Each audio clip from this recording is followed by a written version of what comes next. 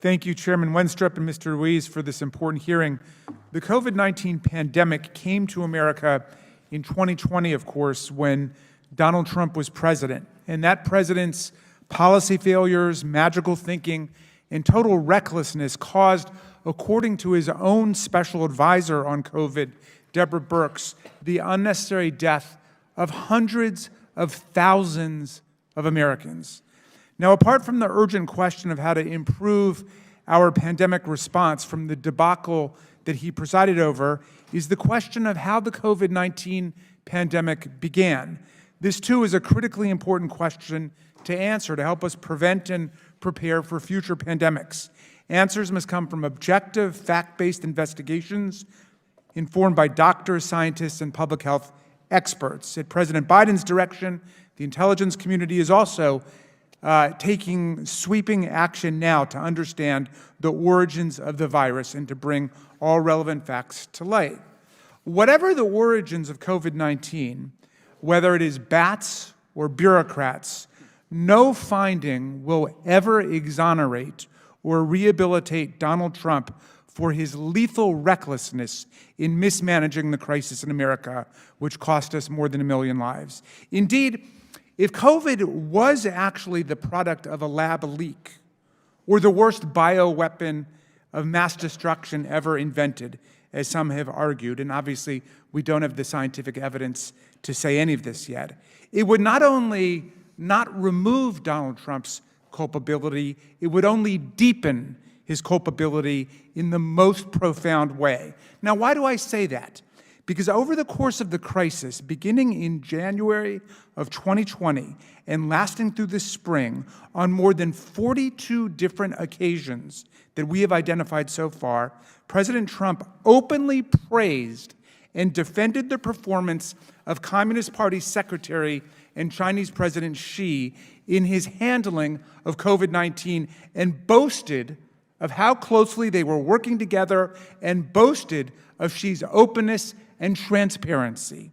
On January 22nd, 2020, when the first case of COVID was identified in the U.S., Trump stated, I quote, "We have it totally under control." When asked if he believed the U.S. would, quote, "know everything we need to know from China," he said, and I quote, I do. I have a great relationship with President Xi. January 24th, he posted on Twitter, quote, "China has been working very hard to contain the coronavirus. The United States greatly appreciates their efforts and transparency. It will all work out well. In particular, on behalf of the American people, I want to thank President Xi. March 21, in a briefing, he assured us China has been working very hard to contain the coronavirus. He added, the United States greatly appreciates their efforts and transparency. It will all work out well." March 27th, he posted on Twitter, "Just finished a very good conversation with President Xi of China, discussed in great detail the coronavirus that is ravaging large parts of the planet. China has been through much and has developed a strong understanding of the virus. We are working closely together. Much respect."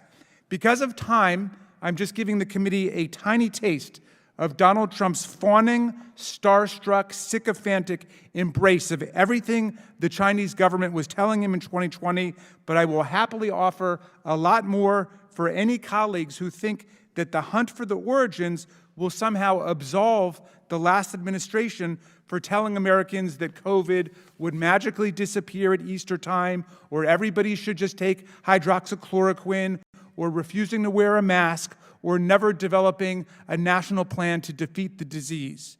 Whether it was bats or leaks or bureaucrats who caused it, Donald Trump was the biggest apologist in the United States of America for President Xi and the Chinese Communist Party. He could have directed the intelligence community to lead a COVID-19 origins investigation back in March of 2020, 3 years ago. He did not. He wasted precious time minimizing the risk of the virus and lavishing his praise on President Xi. He could have taken the origins of the pandemic seriously and held the CCP accountable. He could have pushed back against the CCP for interfering with the WHO's investigation into its origins, and he could have asked our intelligence community to intervene. He did none of those things. And everyone should remember that. Let's take the politics out of it, and let's get to the bottom of what happened. Thank you, Mr. Chairman. I yield back.